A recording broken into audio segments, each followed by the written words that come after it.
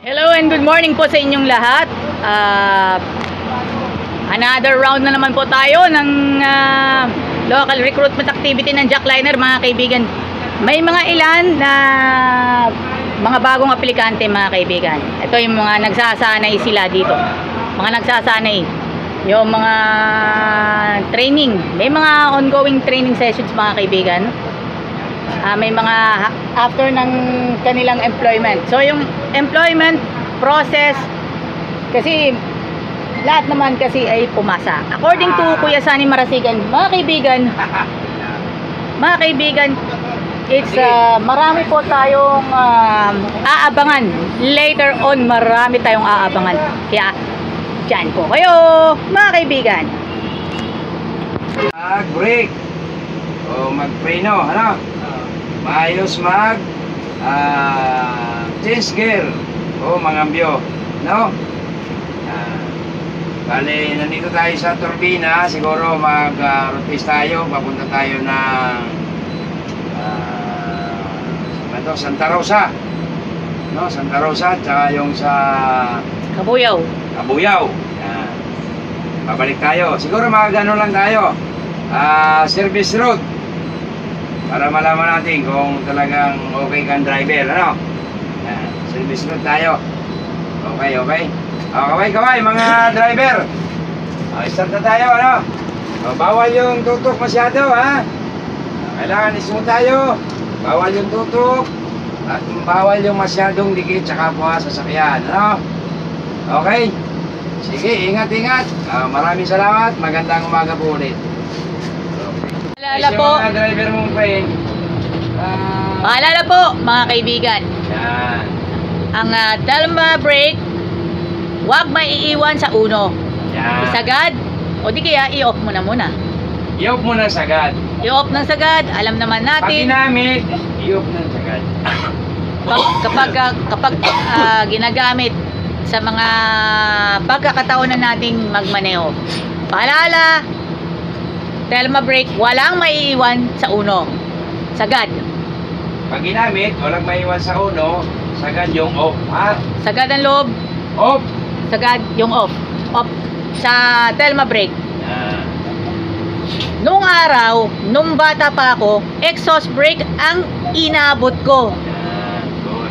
Ito yung trivia. Walang passenger ng jack yan, eh. Balik na lang. Hello mga kaibigan, nandito po tayo sa Kabuyaw. At sa Kabuyaw City lang natin. Around sa Wilcon Depot, mga kaibigan, for the local recruitment activity series of jackliner. Kanina po ay mayroong showcasing ang mga drivers regarding sa Telma brake. Tandaan natin yung Telma brake, walang maiiwan sa uno. Sagad na to. At yung alam naman natin lahat, pero kailangan mga kaibigan natin sa hanap buhay. God bless. Well, nagbabalik po tayo sa ating vlog. Ay itinuturo ni Kuya Sunny Marasigan yung showcasing ng isang bus driver na yung regarding sa Telma brake, mga kaibigan. Kahit pa yung mga ninuno, pag nagmamaneho sila ng bus, exhaust brake ang kanilang gamit. Ngayon naman, sa mga modernong mga bus, Telma brake naman ang kanilang ginagamit as of now. Mamaya, find out sa ating pagbabalik at sa mga performances ng mga drivers. Thank you! Kaway po! Abangan po yung ating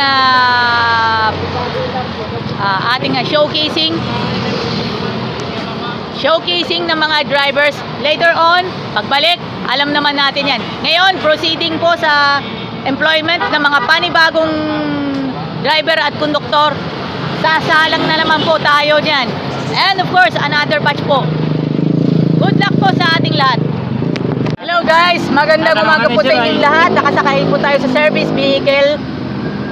Naroon si Sir Aaron Delmo and company, and of course yung mga kasama natin. Para nakakadaan sa Another batch ng yan, papasok yan ng bayan ng Kabuyaw, and of course approaching Kabuyaw Seventh-day Adventist Church, Barangay Sala. Ang mga kaibigan po natin sa yung mga bago natin mga kasama yan here dito po sa Alagang Jack. At huwag natin kalimutan, shout out muna tayo sa Obrero Pilipino Jackliner Chapter, and of course sa lahat po ng mga staff ng Jackliner, also including Kuya Aaron Dalmo, Kuya Ray Binondo, Kuya Mero Alonsagay, Kuya Joseph Ebalde, and Kuya Sani Marasigan, and of course most especially kay Ma'am Denise Sanchez and Ma'am Cathy Flores, and of course Kuya Orly Trinidad, Miss Mab Gonzalez, saka si Kuya yung pinakang saka si Kuya Manny Vargas. At syempre sa lahat ng mga nakikinig po ng Super Radio DZBB at lahat po ng taga-subaybay ng GMA Integrated News na nagnanais pong mag-apply sa Jackliner. Ano pang hinihintay ninyo? Now na! Ano pang hinihintay ninyo? Apply na sa Jackliner. Now na! Habang ang mga Junakis ay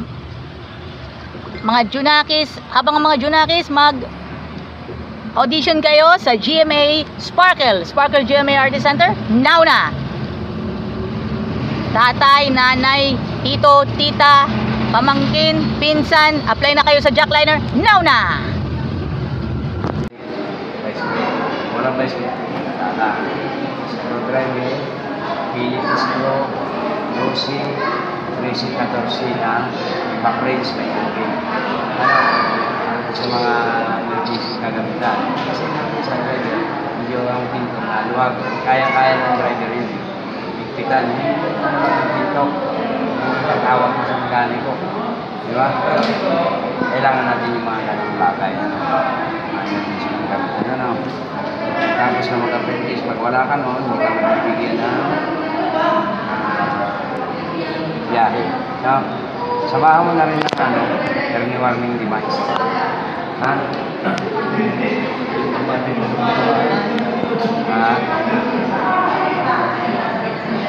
Dati kasi libre yan eh.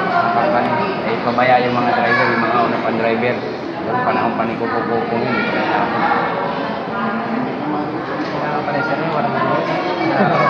Kailangan yun.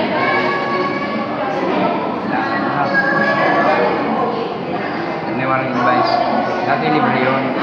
Pabaya nga yung mga unang driver. Kaya yun ang nangyari. Sa driver na kayo na ang bahala mag-guys para ingatan nyo. Kasi pag libre, hindi ingatan eh. Diba? Ano?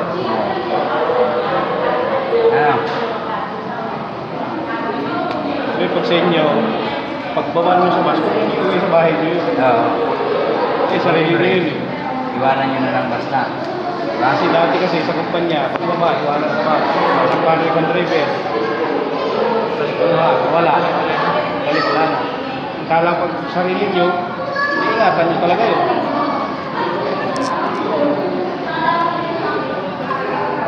Lagi tayong sigurado. Ha? Huwag yung bahala na. Kasyata. Ha? Huwag ganun. Alanganin, bumaba, tingnan kung talagang kakasya. Ano?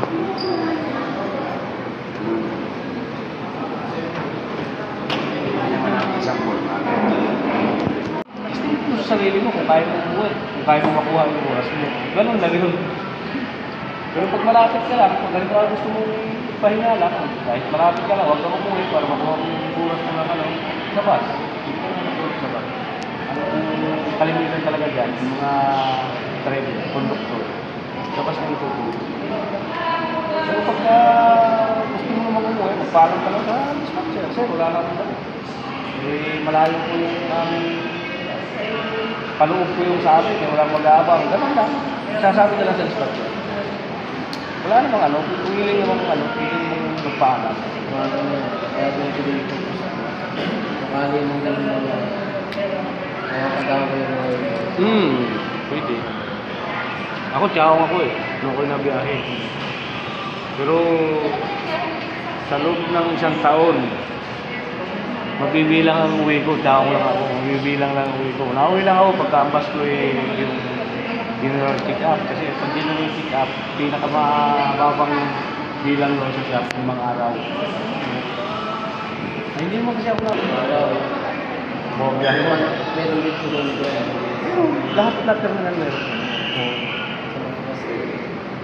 Sabi sila nga, may barracks nga dito. Pag hindi ka umuwi, may barracks na yun.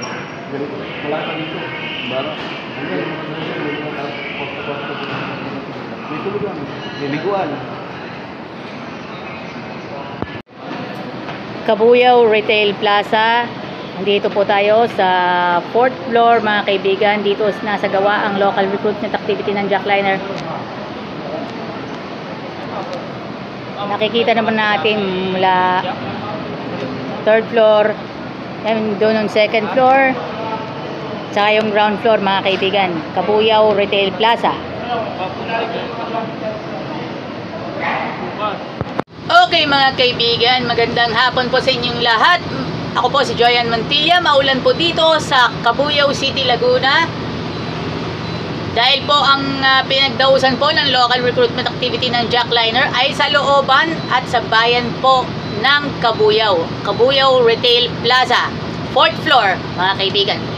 So gusto natin pasalamatan po natin ang lahat ng bumubuo ng Jackliner at sa maging ang hiring squad at maging syempre maging ang lahat po ng mga driver at konduktor at sa lahat po ng mga pasahero ng Jackliner Group of Bus Companies. Mabuhay po kayong lahat, and of course sa lahat po, and of course batiin po natin si Kuya Ray Binondo, si Kuya Mero Alonsagay, si Kuya Joseph Ebalde, Kuya Sani Marasigan, and of course si Kuya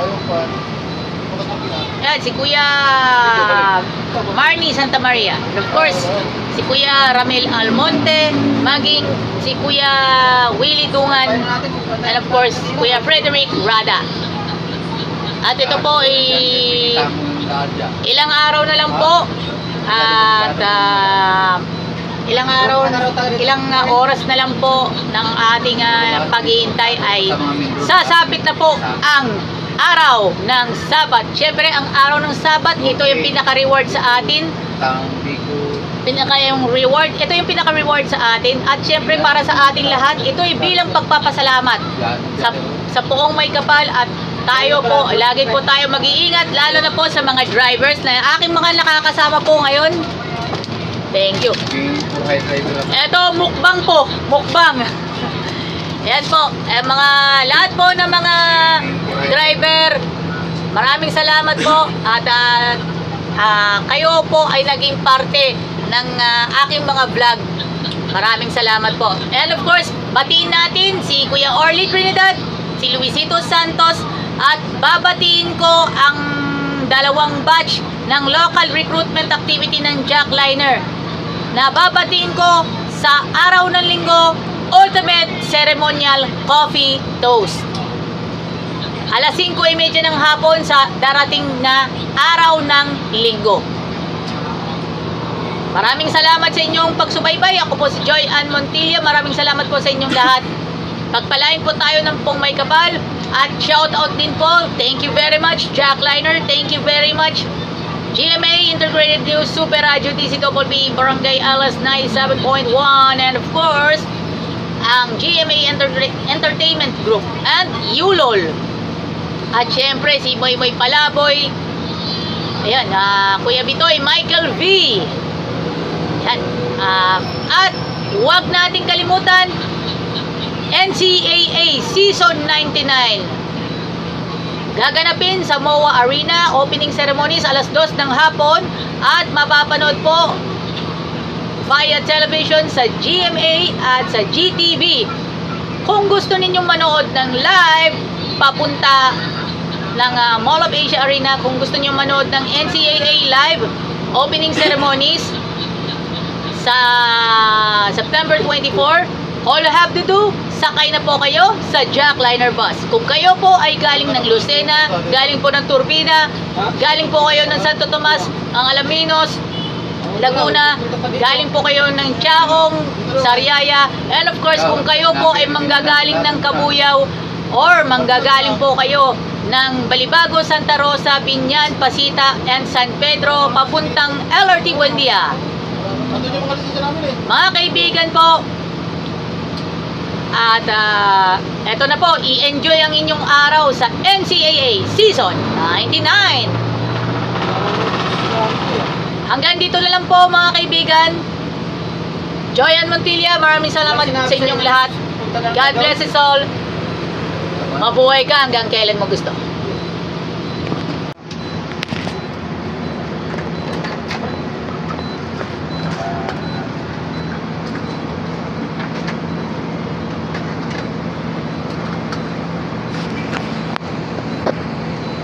Ano yung pinto, sir? Yun ang pinto, yun ang switch. Switch ba? Hindi, isa. Nga pala. Sir, yung mga Switch na pinto. SS natin, sir, paano yan, sir? O wala, yung dito mo. Kailan po yun ko nga eh. Kung ano ang time yun. May time kayo kumuha.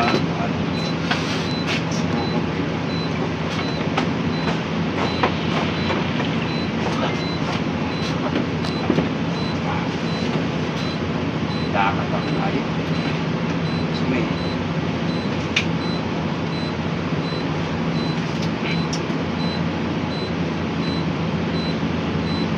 Manibra mo na lang, ganyan. Baking mo na yan.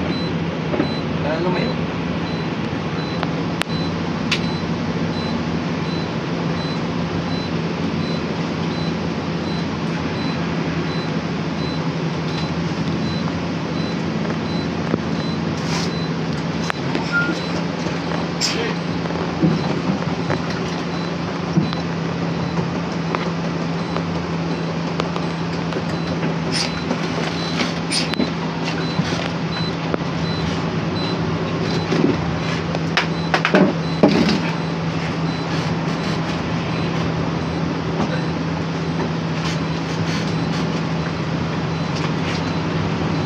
Diretso namin sa bubukas, sir.